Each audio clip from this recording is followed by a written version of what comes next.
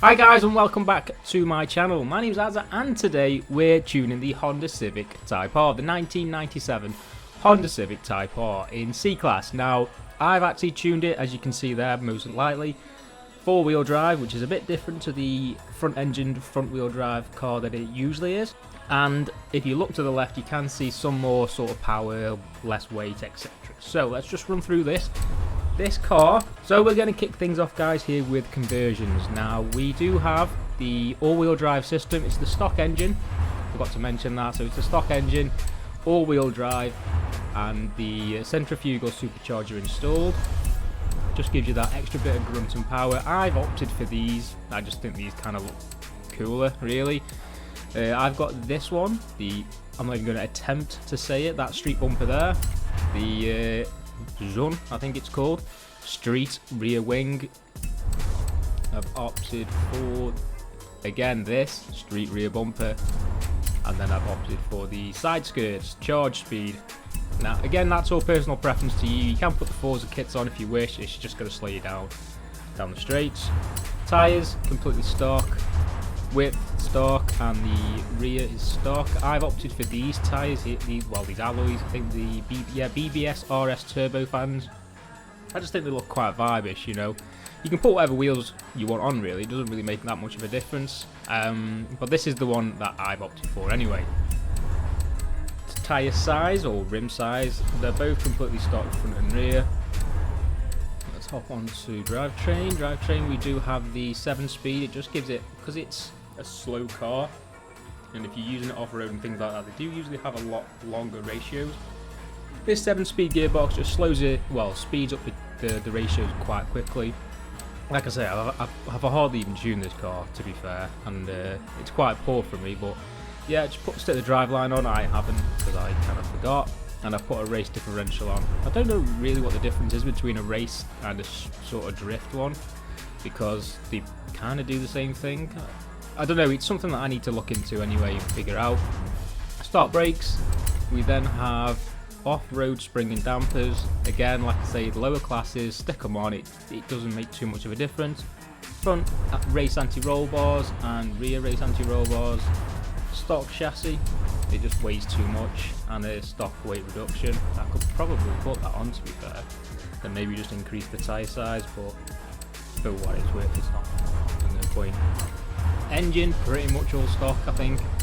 For the exhaust, yeah, I stuck this one on. I think it just sounds the nicest. So yeah, I stuck that one on. The camshafts are completely stock.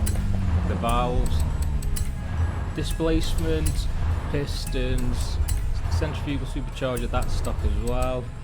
These are all usually always stock anyway, unless I'm going for a full-on power build.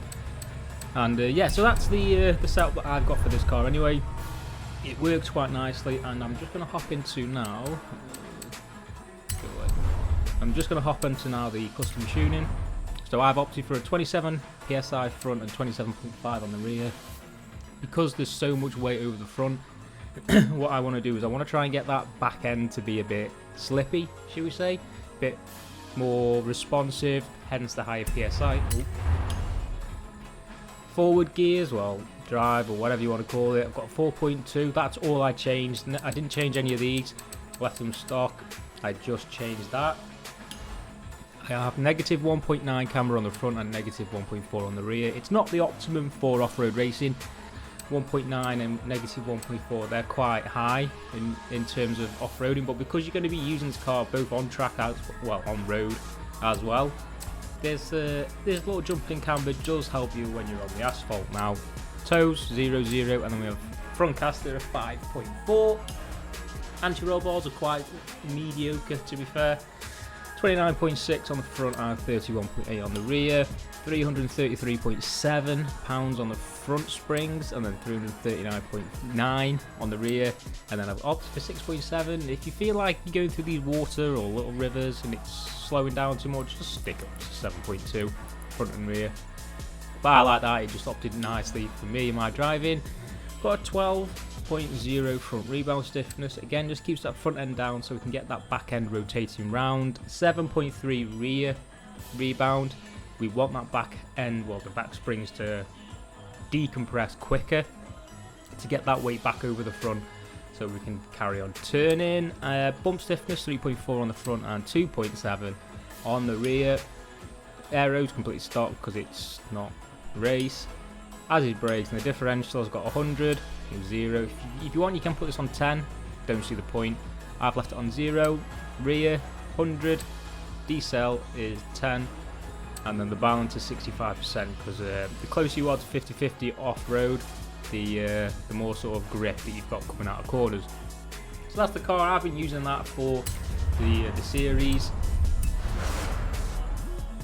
So this is the season that I've been using it for. This is the seasonal championship, the real deal. Now you get a Pagani Huyara, or however you say it, as for completing it. And yeah, this is the seasonal championship, the real deal. This is the race that I did it on first. So yeah, I did it on that race first and absolutely panned it. And yeah, that's the video, guys. If you did like it, please like, comment and subscribe. Let me know if you do want to see any more, maybe midnight battles, this one, etc. I can do tuning setups for pretty much all of them, and I will sort of share them onto the storefront as well, so you can go and download. And as always, guys, please like, comment and subscribe. Leave the cars that you want tuning in the comment section down below, and as always, stay tuned for more.